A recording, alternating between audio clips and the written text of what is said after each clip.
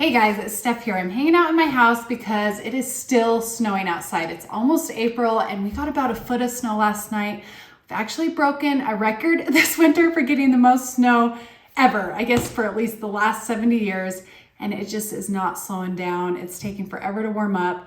I'm dying to get outside, but I'm trying to be patient. I'm now singing the song Annie, The Sun Will Come Out Tomorrow, to get me through this crazy winter. It's been snowing nonstop for about 5 months straight. So feeling really grateful because we need it. Be careful what you pray for. Anyways, I thought in this video, since I am kind of stuck inside and I don't have a lot going on, it's just kind of a waiting game. I wanted to help you out, especially if you're new to gardening and you get a little overwhelmed with what fertilizers to buy.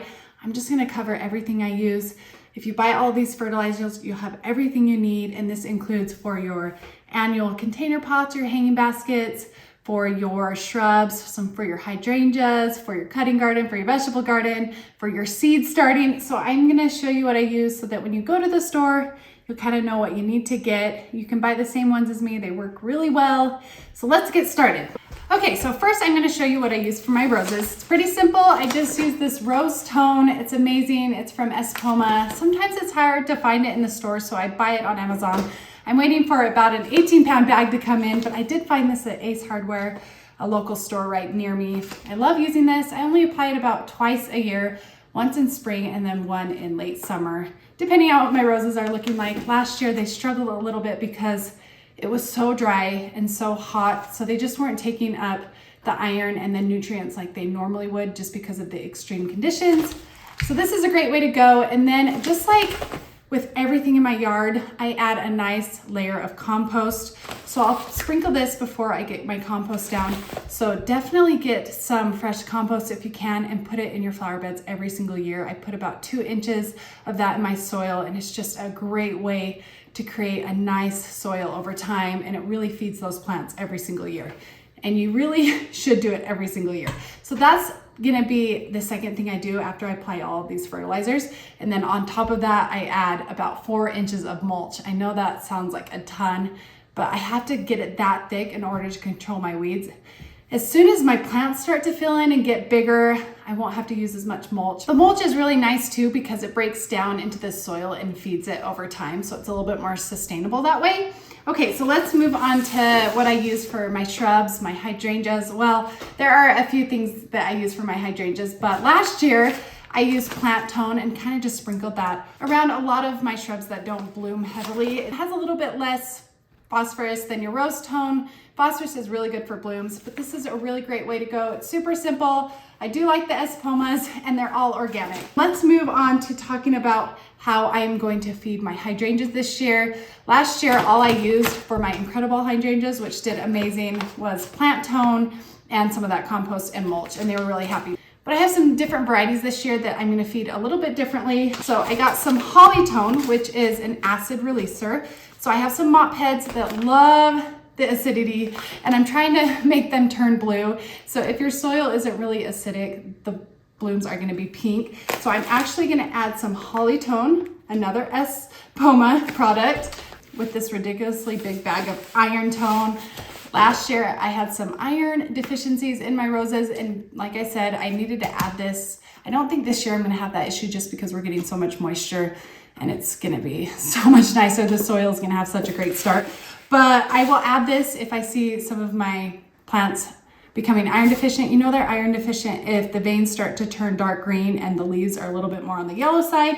But I'm gonna add this iron tone with this holly tone and some of this plant tone to my hydrangeas. I'm gonna recover it again real quick. I'm gonna use the rose tone for my roses, the plant tone for my shrubs and perennials, and then the holly tone with the plant tone and the iron tone for my hydrangeas.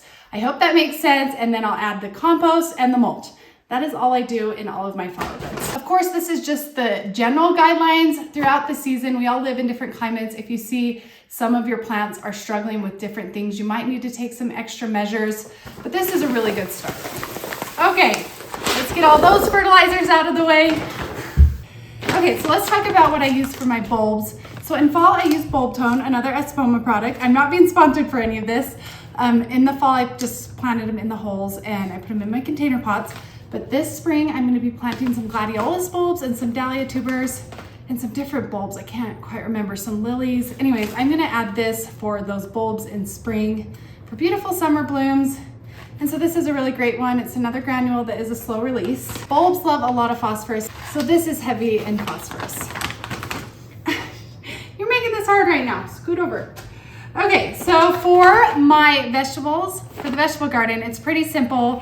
When we are growing our seedlings in the greenhouse, I have been just using this Grow Big liquid plant food. It has a 6% nitrogen to 4% phosphorus and potassium.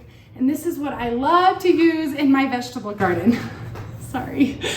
I love this Trident's Pride. It's a huge container. It's not very expensive. I got it off Amazon, and I will just feed all of my plants about once a month with this product. I put it in my backpack sprayer.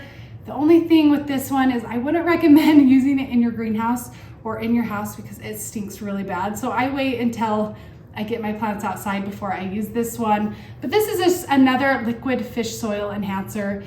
If they are producing a lot of heavy fruit like tomatoes, they are gonna want more of that phosphorus. My vegetables are really happy with it, and I add that compost. So compost is great because it's gonna last you all season. It's more of the sustainable fertilizer for an entire gardening season. And so I just add this about once a month to it. I just make sure everything's a little bit wet at the time so that it can really take in the fertilizer. You guys, I'm really sorry. The cat just wants to be by me right now. She's pregnant, and I think she is loving all the smells of this stinky fertilizer. Anyway, okay, so I definitely use the organic stuff for my vegetable garden because I'm gonna be eating it. But when it comes to my flowers, I don't worry about that as much.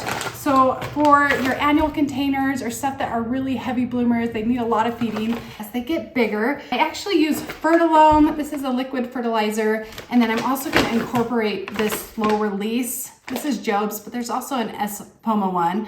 But this is a little bit higher in your phosphorus. So this is meant for heavy bloomers, which are mostly your annuals and the flowers that I'm putting in my cutting garden. I will actually add this. So this will last you a good month. It's a slow release. And then I will add some liquid fertilizer to those annuals about once a week. You can do it every day, but just dilute it. And this is also high in phosphorus. So this is really gonna help them bloom a lot more and just put on a lot of growth. I am not one of those that is very good at keeping on top of my fertilizing when it comes to my annuals. So I'm definitely gonna add a slow release, and then I'm only gonna do this about once a week or once every 2 weeks.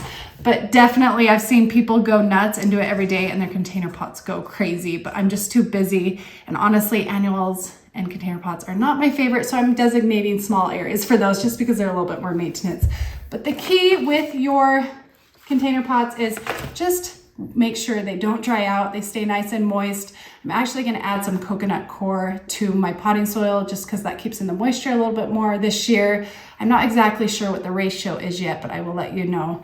I think that will make a big difference. So that's all I am really planning to do. I think I covered every fertilizer that I use in my garden. This is the beginning, like I said, general guidelines.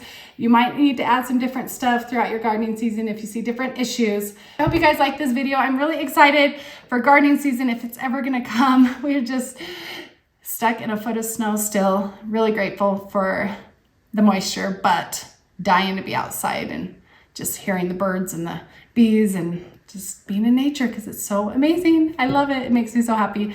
Anyways, I hope you guys are having a great day, and we'll talk to you later. Bye.